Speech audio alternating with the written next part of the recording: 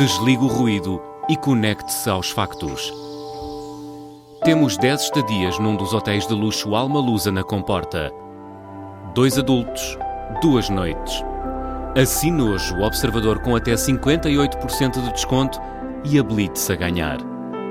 Tudo em observador.pt.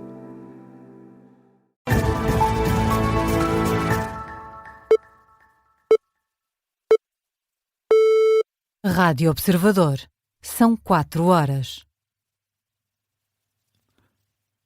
Muito boa noite, eu sou o Ricardo Lopes, tempo de atualizar as notícias na Rádio Observador e começamos com uma entrevista a Paulo Rangel, o Ministro dos Negócios Estrangeiros, volta a justificar a utilização norte-americana da base das Lajes para ataques ao Irão. Foi entrevistado na RTP Notícias e Paulo Rangel defende a posição que tem tido o governo português. Explica que o acordado é que a base possa ser utilizada em contexto de retaliação, mas quanto a quem começou a guerra, o Ministro desvaloriza. Nós pusemos esta condição de ser sempre em resposta a ataques e que fosse proporcional e necessária e que fosse, como eu digo, não contra alvos civis, sim, contra alvos militares. Mas, na verdade, em relação a este ponto... Não, mas isto ponto, aqui... Mas, na verdade, quem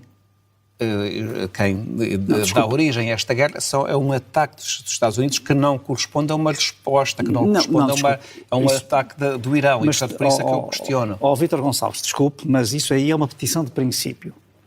Aquilo que, uma vez que nos foi pedido, já depois de iniciar este conflito, aquilo que nós temos é, no contexto do conflito, tem de ser uma retaliação, uma resposta. Portanto, nós não estamos a falar do antes, estamos a falar já depois, que é quando nos é pedido. E, portanto, sob esse ponto de vista, é assim.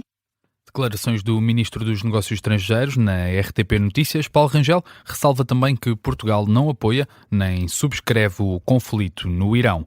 Já voltamos a esta entrevista de Paulo Rangel para ouvir mais declarações do Ministro dos Negócios Estrangeiros. Para já, vamos ouvir o que disse também esta noite Donald Trump sobre o conflito no Médio Oriente. Foi questionado sobre que prazo estabelece para o término do conflito. O presidente norte-americano admitiu que não sabe qual dos dois conflitos vai durar mais tempo, se este de que falamos ou se o que acontece na Ucrânia. A guerra é que terminaria primeiro? Bem, eu não sei, talvez tenham prazos parecidos.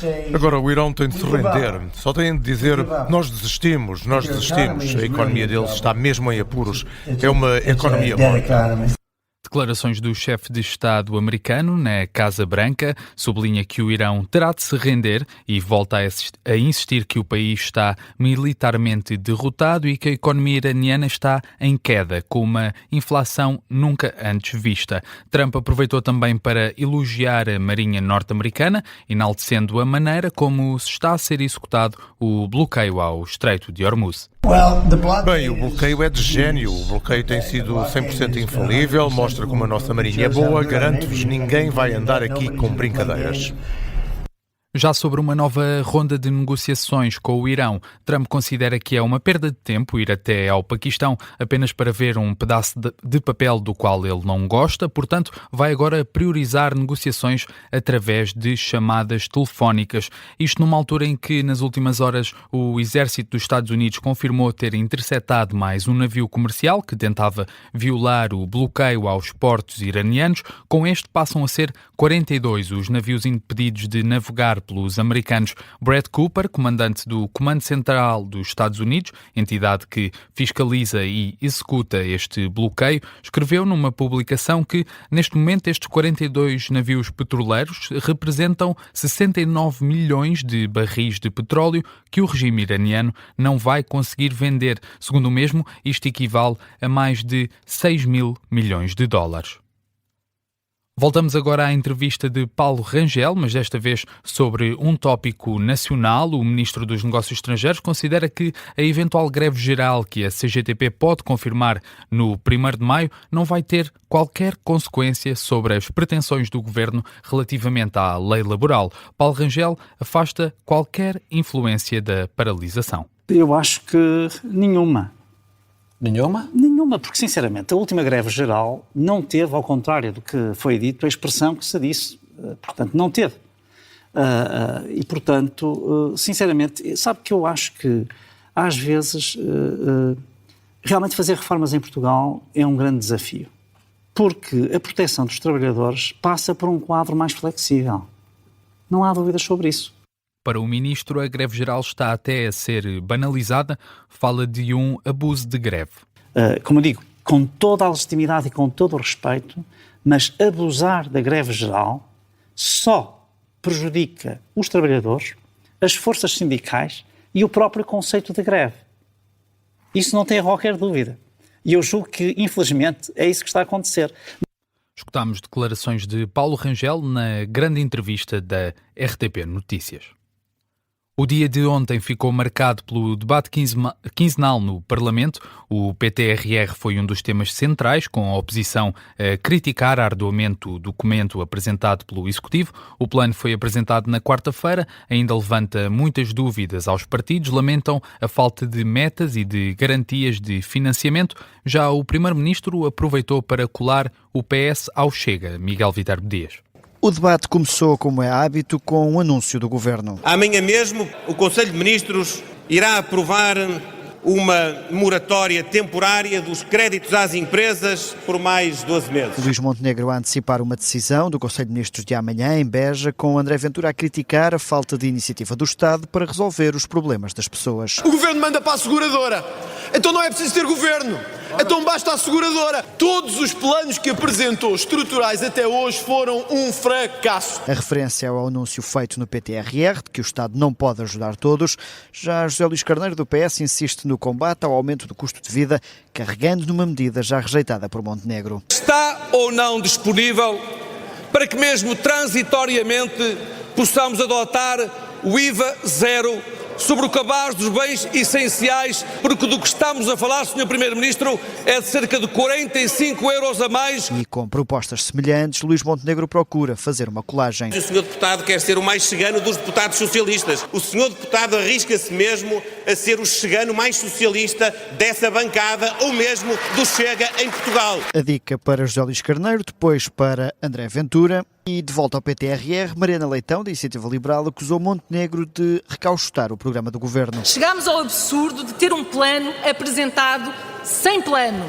No fundo, o Governo usou uma catástrofe para empacotar a sua agenda de governo. E Rui Tavares, do LIVRE, quis deixar sugestões para a agência que vai executar o programa. Se quer ir buscar fundos europeus, talvez não tenha ninguém melhor do que a ex-comissária Elisa Ferreira. Se quiser ir buscar alguém que sabe levar a ajuda até ao terreno e denunciar quando ela não chega, o doutor Jorge Moreira da Silva, por que não? Montenegro toma nota do perfil, mas não comenta nomes. O pacote laboral também foi tema, com o PCP a insistir na rejeição. Não serve os trabalhadores, não serve o país, não serve em nenhuma circunstância, muito menos nesta em que estamos agora a viver. O Governo com vida complicada depois de Ventura ter reafirmado que sem a descida da idade da reforma não há acordo para ninguém. Miguel Viterbo Dias com alguns dos destaques do debate quinzenal de ontem na Assembleia da República. A nova Comissão Política Nacional do Partido Socialista vai se reunir hoje, pela primeira vez em Lisboa, desde a reeleição de José Luís Carneiro como líder do partido. O secretário-geral do PS apostou numa grande renovação desta comissão. Mais de metade dos nomes que a integram são novidade. A lista foi eleita este mês com 88% dos votos na reunião nacional do PS. Fazem parte nomes como os ex-ministros Fernando Medina, Alexandra Leitão e Mariana Vieira da Silva e também os eurodeputados Marta Temido, Francisco Assis e Ana Catarina Mendes. Quem não faz parte é o ex-ministro do Ambiente, Duarte Cordeiro, recusou integrar este órgão, o que tem causado algumas polémicas internas, com Pedro Nuno Santos, por exemplo, a criticar aquilo que considera ser os estaticistas do Partido Socialista, crítica que foi naturalmente atribuída ao colega do partido. Fechamos com desporto. O Sporting de Braga inicia hoje a corrida à final da Liga Europa. Os minhotos recebem os alemães do Friburgo num jogo a contar para a primeira mão das meias finais da competição. O Braga é, neste momento, a única equipa portuguesa a competir nas competições europeias. Tem a ambição de repetir o que conseguiu em 2011, que foi chegar à final. Na antevisão da partida, Carlos Vicente, treinador dos arsenalistas, diz ter noção das dificuldades que vai encontrar, mas garante que a equipa está muito motivada. Plantamos agora en el partido de mañana, pues con mucha motivação. Focamos agora no jogo de amanhã com muita motivação e muita ambição. Sabemos que é uma semifinal europeia e que não vai ser nada fácil porque temos um adversário que conseguiu chegar a esta fase com mérito. Mas bom, vamos com esta motivação e ambição especial que temos de ter para conseguir competir numa meia final como a de amanhã. Energia especiales que tienes que tener, ¿no? para poder competir bien una semifinal como la que empieza mañana. Declarações de Carlos Vincent à Sport TV. O árbitro dá o apito inicial às 8 da noite. Pode acompanhar o relato aqui, em direto, na Rádio Observador. É desta maneira que fechamos este jornal das 4 da manhã. A informação está de regresso à antena da Rádio Observador quando forem 5 horas. Até já.